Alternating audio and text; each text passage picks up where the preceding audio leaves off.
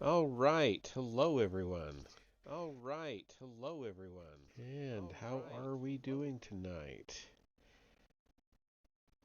Looks like we got a couple people here. All right. We are going to start doing short stories on Wednesdays. So I'll continue with the normal um, progression through the timeline on Mondays and Fridays. But on Wednesdays, I'm going to do these short stories. So we're starting off with the Tales from the Mos Eisley Cantina. Um, and the first one of them, the first story in that book of short stories is um, We Don't Do Weddings, the band's tale. So we'll start right off of that. And I looked ahead. It's only 14 pages, but I'm only going to do one short story a night. Um, so it won't take very long to get through it. All right. Jabba the Hutt's cavernous, smoky presence rooms stank of spilled intoxicants and sweaty body armor. Guards and henchmen, dancers and bounty hunters, humans and Jawas, and Weequays and Arcana lay where they'd toppled, crumpled under arches or piled in semi-private cubicles or sprawled in the open. The inner portcullis yawned open. Just another all-nighter at Jabba's palace. That portcullis bothers me. What if we want to leave in a hurry, but it keep but it keeps out the worst of the riffraff? Let me rephrase that. The worst of the riffraff, Jabba himself, paid us well. Crime lord, connoisseur, critic. His hairless, blotchy tail twitched in rhythm when we played. Not our rhythm, his. We are Figrin Dan and the modal nodes, members in good standing of the Intergalactic Federation of Musicians, and we are, or were, Jabba's full-time resident entertainers. I've never I've never spotted his ears, but Jabba appreciates a good swing band. He also likes controlling credit and inflicting pain, and he finds either more therapeutic than our music. Huddled on the back of the stage, we put away our horns while Jabba's guests snore. My fizz, you symphotic ridge brows would call it a Duranian Beshniquel, but this is jizz, slips into a thin case in less time than it takes to roll an Imperial inspector and check his pockets for credit vouchers. We are Bith. Our high, hairless craniums manifest a superior evolutionary level, and our mouth folds pucker into a splendid embouchure for wind instruments. We perceive sounds as precisely as other species perceive color. Our band leader, Figrin Dan, was wearily swabbing his clue horn. There's a joke there, but you'd have to speak Bithian to get it. It's a longer double reed than my fizz, richer in pastel harmonics, but not so sweet. Tedden and Ichabel are arguing over their fanfare cases. Nalan had started disconnecting the horn bells from his band fill, and Tech, We look alike to non-Bith, but you might have picked out Tech by the glazed gleam in his eyes, sat slumped over his Omnibox. Plaster chips from a midnight blaster skirmish littered the Omni's reception dish. The Omni clips are our the Omni clips our peaks, attenuates the lows, reverbs, and amps the total sound. Playing it takes even a Bith's full genius. Tech hates Figrin. Figrin won the Omni last season in a Sabbath game. Hey, Doik! Figrin's head glistened. It was going to be a typical Tatooine scorcher, and Jabba's temp exchanger needed repair. I cinched down my fizz. My fizz. What? I had a shot lip, as humans call it. I was in no mood for foolishness. Time for a friendly hand of Sabak? I don't gamble, Figrin. Figrin brushed the sheen off his head with one knobby hand. You're thermal, Doik, and you're compulsive. All musicians are thermal. You're thermal for a musician. Who ever heard of a bander that didn't gamble? I'm the band's inside outsider, the straight man. I've carried that sweet little fizz through 6 systems. I peg it when it cracks and lube it when the keys click. I carve my own reeds. I wasn't betting it on any Sabbath match, not even to placate Fiery Figrin Dan, a band leader who criticizes every missed note, owns everybody else's instruments, and isn't shy about giving orders. I don't gamble, Figrin. You know that. A smoky silhouette rolled in through the main arch. Figrin, I'm out. Turn around. Slowly. The droid's wasp waist, huge shoulders, and squared off head had scalded my memory shortly after Jabba gave us our exclusive contract. His vintage E522 assassin. E522 had saved my neck when one of Jabba's human sail barge tenders accused me of munching out of Jabba's private snack tank of live freckled toads. Luckily for me, E522 gave me an alibi. I'd vowed never again to have more to do with humans than necessary. But Jabba's been hot to feed someone to the Rancor. Justice would have suggested throwing in my human accuser, but Jabba and Justice are not on speaking terms. They dropped E5, liberally smeared with meat juice, through the Rancor's trapdoor in front of Jabba's throne. By the time Jabba's huge slavering mutant spat him out, he was beyond repair. Or so I'd thought. Was he back for revenge? He wore no restraining bolt. Rolling around a blaster-scarred column, he headed toward us. Frantically, I looked around. Nobody showed signs of waking up to rescue us. The droid raised his upper limbs. Both ended at elbow joints. Somebody disengaged his business parts, but that didn't leave him helpless. Assassin droids carried backup. Figrin Dan, he asked in a brassy green treble. What would you do if you found him? Figrin sidled closer to me, trying to sound colorless. I've never carried a blaster. I wish I had one then, for all the good it would have done. Message delivery, honked the droid. Do not fear. My assassination programming has been erased, and as you can see, my weapons are gone. My new employer saved me from deconstruction by using me this way. He doesn't remember us, Figrin whispered in Bithian. His memory's been erased too. As I slowed my breathing, my long-standing attitude about assassin droids resurfaced. Never worry about one you can see. He hadn't fired before we spotted him, so we were safe, and I've always gotten along better with droids than with most sentients, particularly humans. But as for stripping E5 of his weapons, that would be like saving my life by cutting off all my fingers. Who's your new owner? I asked. The droid hissed, shushing me with white noise. I dropped my voice. Who? I repeated. Sotto voce. The answer came softly. Mistress Valerian. Oh no, Val to her friends. Or oh ho, Val to her friends. Jabba's chief rival in the spaceport town of Mos Eisley, a tusk-mouthed whiffid, recently arrived on Tatooine. Gambling, weapons running. God, having trouble tonight. Sorry. Gambling, weapons running, information for sale, the usual. But she'd thrived. No wonder she sent a recycled envoy. Now that I'd processed the lack of immediate risk, I leaned back against the stage. What does she want? She wishes to hire your services for a wedding to be held in Mos Eisley at her Lucky Despot hotel. I'd heard of the Lucky Despot. Figurin puckered his lip folds. We don't do weddings, we answered in unison. Please understand, a wedding gig wastes 2 days, 3 days with subspecies, plus the time it takes to learn new music.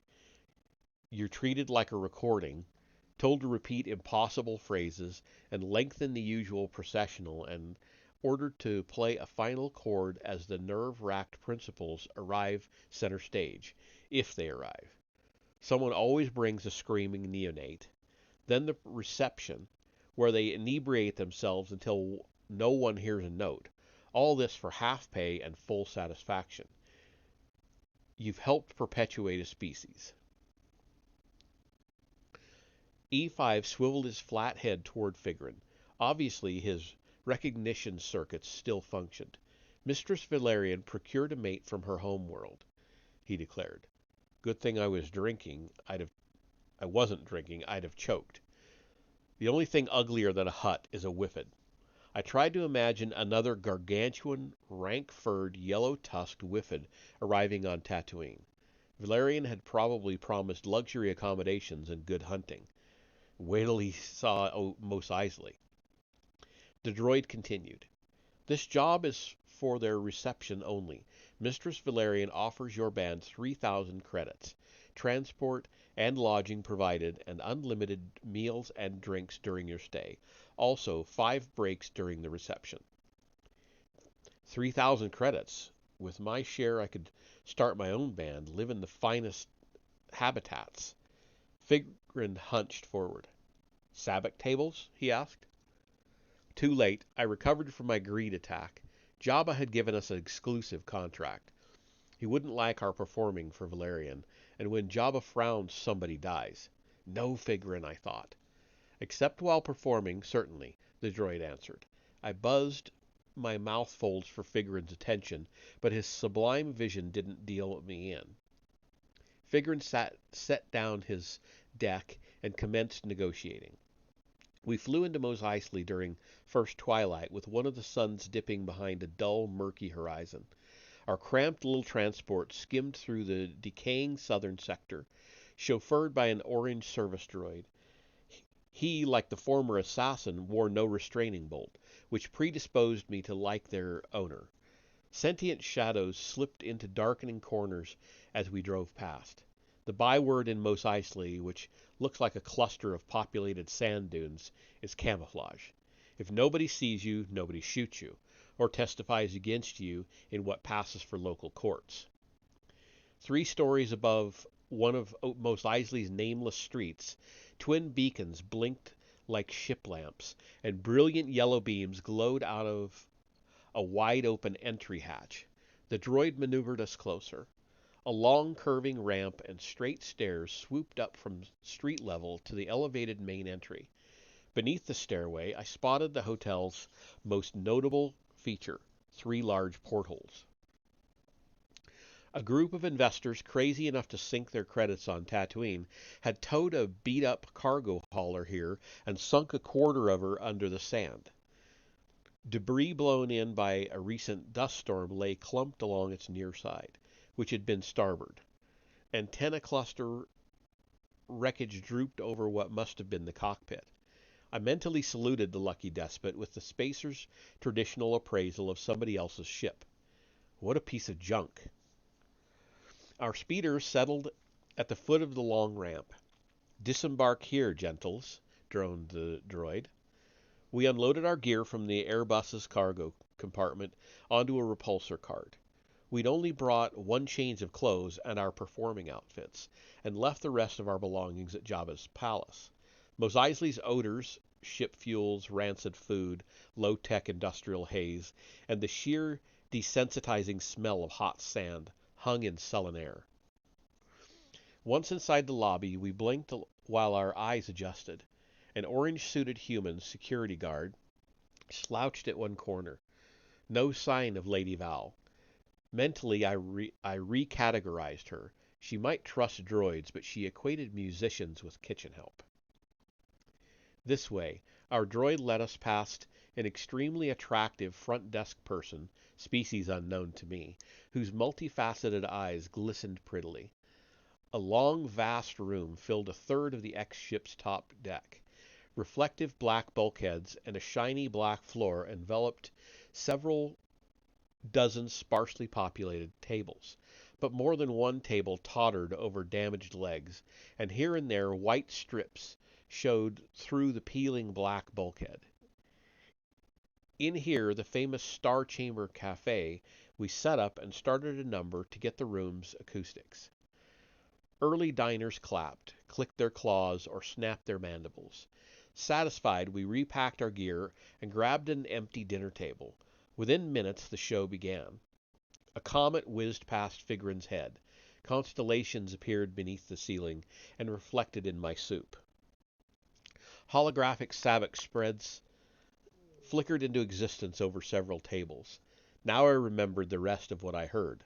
Jabba had made sure the despot never got her gambling license from local imperial bribemeisters, so Valerian had to hide her gaming equipment until dark. Reportedly, Jabba warned Lady Val of planned police raids for a price. Figrin ate rapidly, pulled out his deck, and wandered away. Tonight he would lose. On purpose. My other comrades joined a low-stakes Shekel match. I found a bored-looking Kubaz security guard and struck up a conversation. Kubaz make excellent security staff.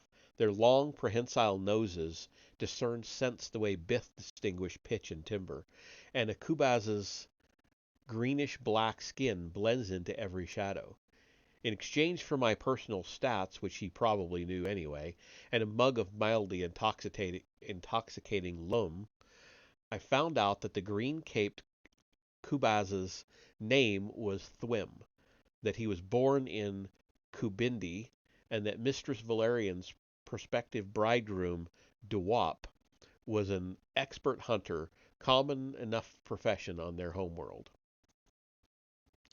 I also spotted a familiar triangular face, not friendly, but familiar. Kodu Terrafin pilots Jabba's courier run between palace and townhouse. He's Arcana. Dressed in a spacer's coverall, he looks like a dirty brown snake with clawed legs and arms and a large anvil-shaped head. I kept up my conversation with Thwim as Kodu minced from table to table, swiveling the anvil head. I watched sidelong. Abruptly, I spotted the yellow-green glitter of his eyes. Immediately, he slithered in my direction. He's got me mixed up with another Bith, I thought wearily. Thwim pushed back, lifting one edge of his cape, and made room for Kodu. Figrin Ishit? Ish-it. The bulbous scent organ between Kodu's faceted eyes twitched. Not quite, I mumbled. Oh, doik. Sorry.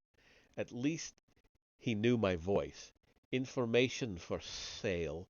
Want to find Figrin. I glanced around Figrin's glimmering holographic sabak table. Our leader hunched crookedly over his cards, feigning intoxication. Not a good time to interrupt. Who made Doik Knotts the band manager, I wondered. Kodu pushed closer. I don't want to stay, he hissed. Do you want to buy? You'd better. He smiled smugly.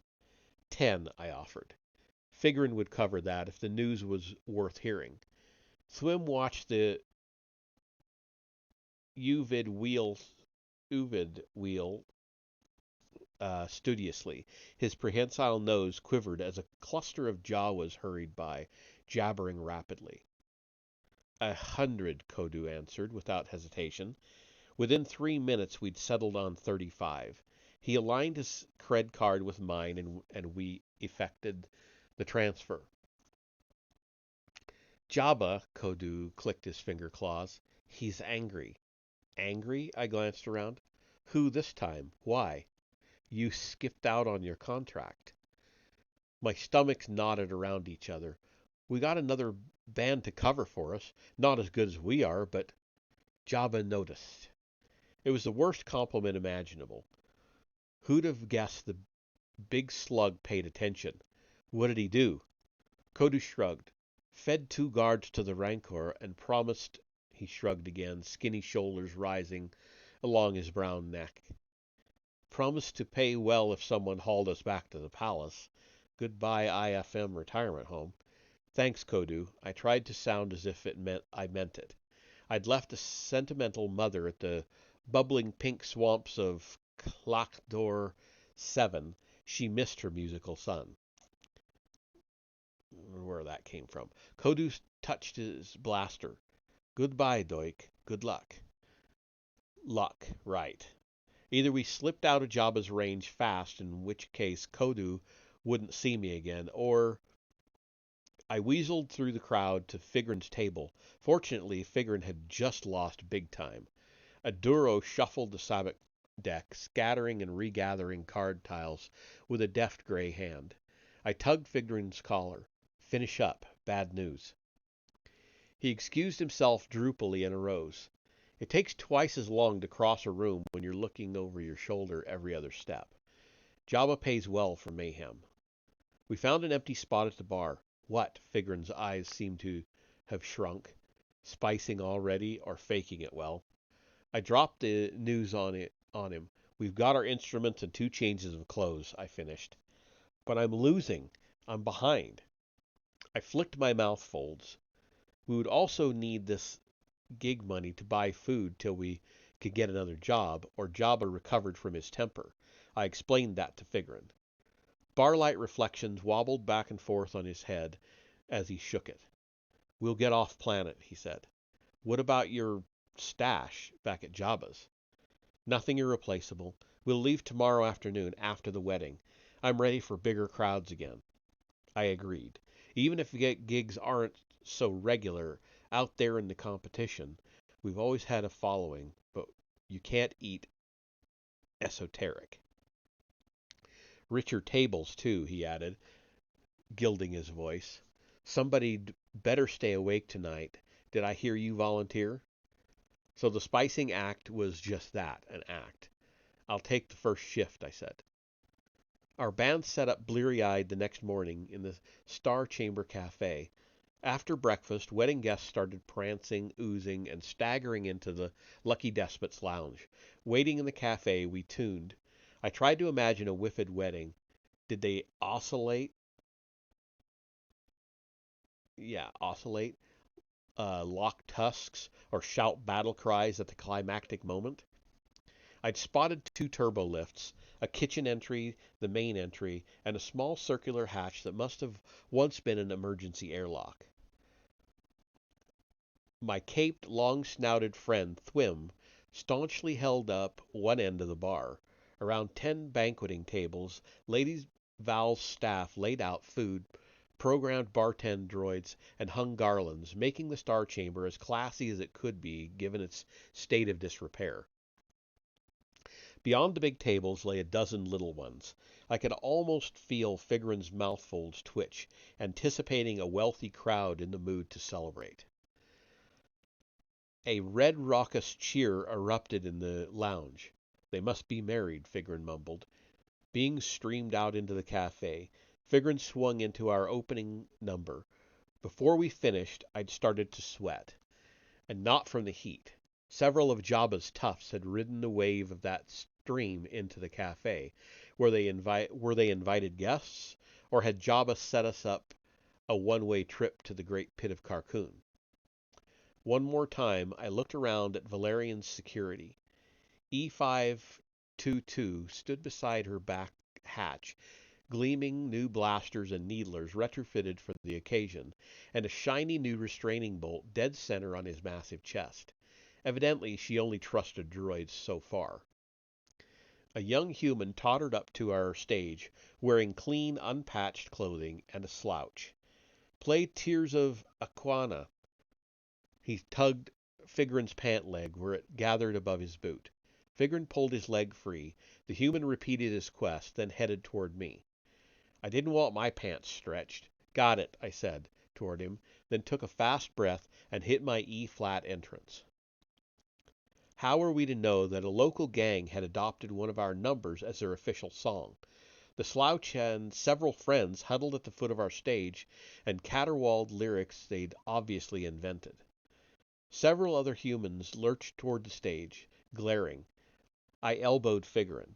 He took an unorthodox cut to the coda. We finished playing before the gang finished singing. Several of them glowered. One newcomer, a darkly tanned female, shoved a non-singing bystander aside. "Now play Worm Case," she growled in a voice that matched the shade of her skin. "For Fixer and Cammy." "Got it," said Figrin. "I have a 6-bar intro into Worm Case." I cut it to 4. When you've played a piece 600 times from memory, you lose track of where you are during the 601st. This time through, it became a crazy game of cut and patch. I don't remember having so much fun with that moldy jump tune. This group didn't try to sing. Thwim and another security guard accompanied both gangs away. I rechecked Jabba's toughs. They'd gathered near the bar, just killing time, for now. At the end of that set, Figrin headed for a sabak table. I lingered on stage, up out of the congealing smokes and odors. One of the ugliest humans I'd ever met, with a diagonal sneer for a mouth, sauntered over carrying 2 mugs. "You dry?" he asked in a surly black tone. "This one's lum, that one's wedding punch." "Thanks." Despite my distaste, I seized the mug of punch and put down half of it. "You're welcome." My plug ugly sat down on one edge of the reflected bandstand, then stared out over the crowd, not wanting to turn his back. Probably a native. I wonder if he'd consider it polite to ask his name, or if he'd take a swing at me. "Good band," he muttered. "What are you doing on Tatooine?" I set down my mug beside the Omni. "Good question," I said stiffly. "We've played the best Palladiums in 6 systems." "I believe it. You're excellent. But you haven't answered my question." I began to warm toward him. "You're looking at it." I nodded down toward Figrin's gaming table. "We were passing through and got stuck. You work around here?" "Yeah." Sounding blue-gray. He picked up my mug. "I tend bar up the street. Rough living, but somebody's got to keep the droids from taking over." I hissed softly in a range humans find inaudible. Droids improve life. I was getting ready to remind him when he said, "Keep your reed wet, my friend," and hustled away. Was he one of the rare approachable types? Had that been a warning? I looked for Thwim by his green cape and twitching snout, but I couldn't spot either. Soon Figrin rejoined us on the bandstand. "Losing?" I murmured as he plugged in his horn. "Naturally. Give me an A." We swung back to work. At the tables just below us, something changed hands with infinitesimal micron-per-minute movements. A normal Mos Eisley business deal. Something else, something huge, lumbered into view. 2 gargantuan whiffets, 2.5 meters of tusk and claw and pale yellow fur, lashed together with a garland of imported greenery, danced toward our stage with their long, furry arms draped around each other. I stood on a platform, but their heads towered over mine. Duop stared rapturously into the broad, leathery, tusk-bottomed face of his bride. Without seeing the surreptitious traders already occupying the closest table, the despot's owner and her professional hunter sank onto empty chairs. They started untwisting greenery. I held my head at an angle that made it look as if I were staring out over the dance floor, but actually I was watching one of Jabba's toughs, an anemic, gray-skinned Duro, glide in our direction, alone. A trio of popfacts twirled past, entwining their turquoise tentacles in something that looked like a prenuptial embrace of their own. They nearly tripped over a mouse droid wheeling toward Lady Val. Seeing the droid, our hostess bride excused herself from Duop with a fond pat of his lumpy head. She followed the droid toward her kitchens. The Duro's red eyes lit.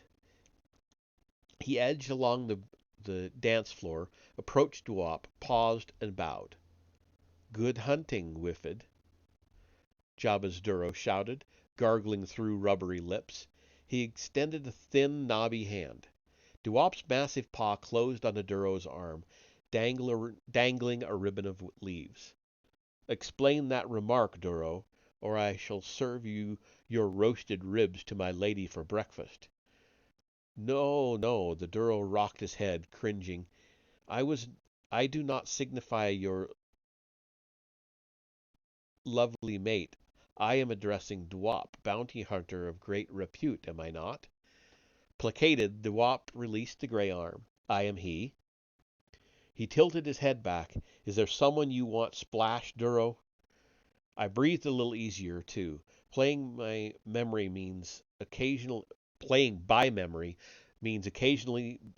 occasional boredom and flashbacks, but sometimes it saves your neck. I kept listening and playing. Was the lovely bride offered any game? Has the lovely bride offered any game yet? Asked the Duro. Duop flicked one tusk with a foreclaw.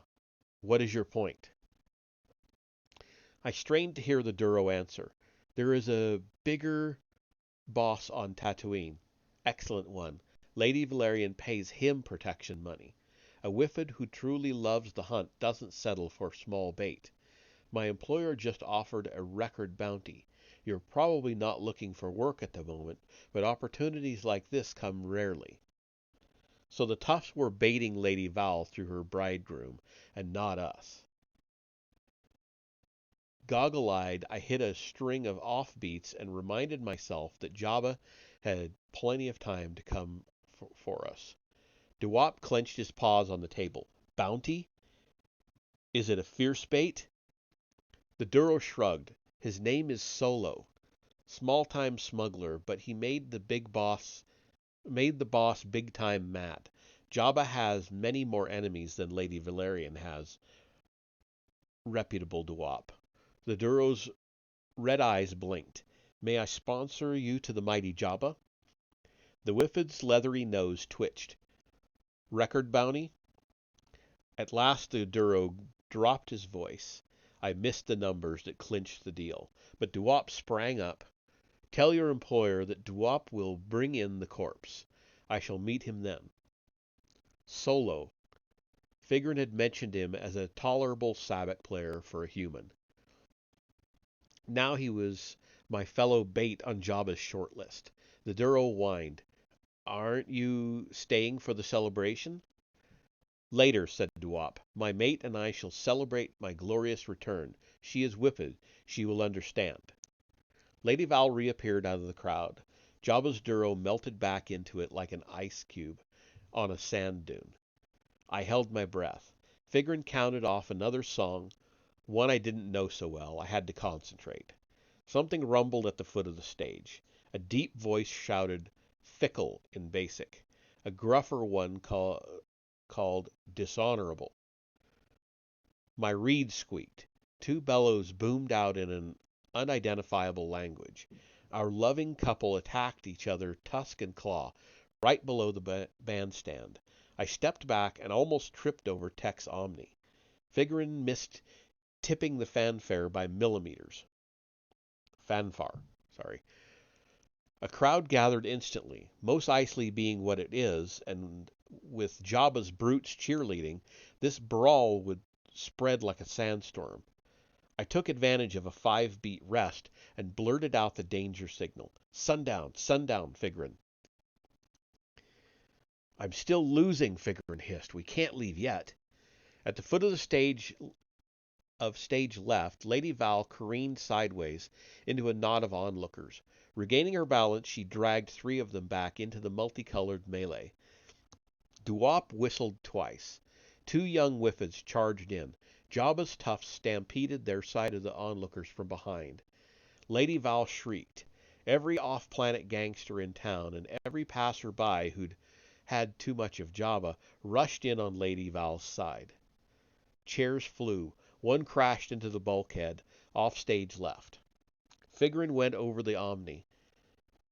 End of set, thank you very much, he announced vainly over the bedlam. Tech, wide awake for once, broke down the Omni. I couldn't find my fizz case. Glancing frantically around, I spotted white armor at the grand entry. Stormtroopers? Not even a Valerian could have called in enforcement that quickly. All Sabak projectors shut down simultaneously, but the gang at the Uvid table got caught with its wheel spinning. Just this once, I guessed, Jabba hadn't tipped off Lady Val. I'd have even bet that he sent the stormtroopers himself, but I don't gamble. Back door! Figrin leaped off one of the end of the stage, barely missing a bulky human's murderous backswing.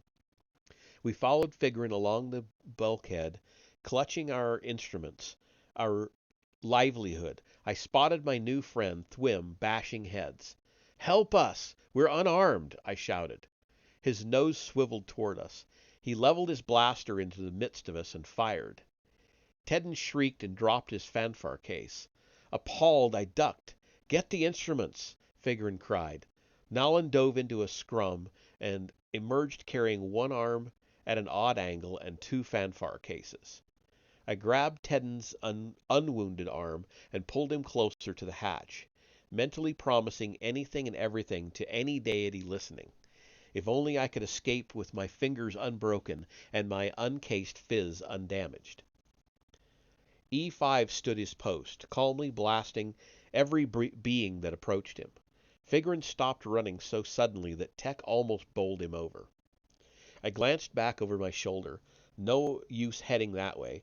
Imperial and unlicensed weapons popped off all over the Star Chamber Cafe. Well, I reminded myself, I've always had better relations with droids than with sentients. I marched straight toward E5. Doik! Figrin cried. Get back here! Get away! E5 didn't shoot. Just as I'd figured, he still had us on his recognition circuits. Let us out, I pleaded. Something whizzed over my head from behind. Shut the hatch behind you, he honked. Go, I shouted at Figrin, motioning him past me. Figrin ducked under my arm and cranked the hatch open. I stood rear guard. As daylight appeared through the hatch, beings of all shapes and sizes charged at it. I spotted the slash-mouthed human bartender among them. I hesitated. If nothing else, I owed him for a sweet mug of punch. Come on, I shouted. Then I ordered E5, don't shoot that human. E5 may have recognized me, but he didn't take my orders. He pointed his needler straight at the bartender. Plug Ugly dropped to the floor, surprisingly agile for such a big human. High register, he cried. Do a slide. It sounded crazy, but I raised my uncased fizz and let out a squeal, pushing it higher than all the breath I could muster. Somewhere along the squeal, I must have hit the control frequency for that brand new restraining bolt. The droid shut down. The barman sprang up and rushed past me. We squeezed into the airlock together. Stinkin' droids, he muttered, wiping blood off his nose. Stinkin' lousy droids. I emerged on a narrow Duracrete ledge, 3 stories up. The bartender leaned back, sandwiching my fizz between his gray-belted bulk and a pitted bulkhead. Careful, that's my horn, I cried, teetering as I glanced down. Figurin jumped off the foot of a precipitous steel escape ladder and dashed away, dodging filth and leaping sand piles. An anvil-shaped arcana head poked out the airlock. Clutching my fizz in one hand, I backed down the ladder. The human almost stomped my head in his hurry. "Come on," he grumbled. "Move!" The ladder swayed from his weight. I barely held on, wishing I'd never met the guy. As more escapees piled on, the ladder's sway became a terrifying oscillation. I kept dropping. Once down, I spotted another half-dozen stormtroopers trotting up the main ramp in formation. Another hot morning in Mos Eisley. Ignoring the trickle of escapees behind us, we ran. "Now what?" wailed Nowlin, cradling his arm against his chest. "Without the credits from that job, how are we going to get off planet?" 3,000 credits, Tech moaned, wagging his large shiny head. 3,000 credits! I glanced down to examine my fizz. It looked undamaged. Not only that, but Figrin gambled away our reserves, seeding the table so he'd win today. Didn't you, Figrin? The barman changed directions without even slowing down, and I almost got left. "This way," he called. "We can't pay you for a bolt hole." I hustled to catch up. "Thanks, but we're broke." "This way," he repeated. "I'll get you a job." He led us up street and down alley. I followed, thinking, I'll do anything, shovel sand, polish bantha saddles, but I won't work for humans. But his boss wasn't human. The Cantina owner, a beige and gray Wookiee named Chalman, offered us a 2-season contract. No, I thought across the Wookiee's office at Figrin. It's too public, and that's too long. Jabba will find us for sure. "Sounds good," Figrin answered. In Bithian, he added, "Once we find a way off-world, Wookiee can keep our severance pay. Say yes." I almost walked back down the back stairs, but loyalty is loyalty. We found crash space at Ruilia's insulated rooms. We emerged daily to play in the cantina, where my only human friend, Wooher, tends bar. Solo beat Figrin at Sabak yesterday, so he's still alive, but DeWop was shipped home in pieces. Lady Val is single again, and looks to stay that way. And every time we tune up, I check the crowd. Just now I spotted Jabba's swivel-eared green Rhodian, Greedo. He's not bright, but he's armed. I'm watching him. And that ends the band's tale. We don't do weddings. So the next one is Greedo's tale. So we'll pick it up next Wednesday. So I'll end there and come back in a little bit to play some Oblivion. So I'll see you then.